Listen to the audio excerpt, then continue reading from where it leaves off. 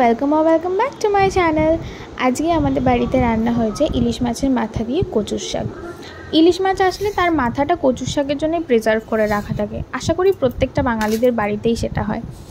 तो যাই হোক দেখে নিই কীভাবে রান্না করব। প্রথমেই কচু শাকটা সুন্দর করে কেটে নেবে। আমি জানি তোমরা সবাই জানো, ভালো করে কেটে নেবে। আর দিয়ে তারপরে কড়াইয়ের মধ্যে একটু জিরে ফোড়ন আর শুকনো লঙ্কা তেজপাতা দিয়ে তার মধ্যে একটু তোমরা ছোলা যদি আগের দিন রাত্রিরে ভিজিয়ে রাখতে পারো তো সেই ছোলা দিয়ে দিলে খেতে খুব ভালো লাগে। তো একটু ছোলা দিয়েছিল আর ইলিশ মাছের মাথাগুলো দিয়ে 1-2 মিনিট একটু নাড়াচাড়া দিতেও পারো, নাও দিতে পারো, কোনো ব্যাপার না, তোমাদের উপর সেটা ডিপেন্ড করছে। তারপরে কচুর শাকগুলো দিয়ে নুন হলুদ আর বেশি করে কাঁচা লঙ্কা, হ্যাঁ শুকনো লঙ্কা তো আমরা খুব বেশি খাই না কারণ বাবা মা অত বেশি পছন্দ করে না, তো বেশি করে কাঁচা লঙ্কা যাতে ঝাল ঝাল হয়। এখন তো আমরা ঝাল খাওয়া প্রচুর কমিয়ে দিয়েছি, আগে আমাদের বাড়িতে প্রচুর ঝাল খাওয়া হতো। তো যাই হোক কচু শাকটা একটু নাড়াচাড়া দিয়ে কোনো রকম জোর জবরদস্তি করে একটু কড়াইটাকে ঢাকা দিতে পারো, ব্যাস তাহলেই হয়ে গেল, খেল খাতাম।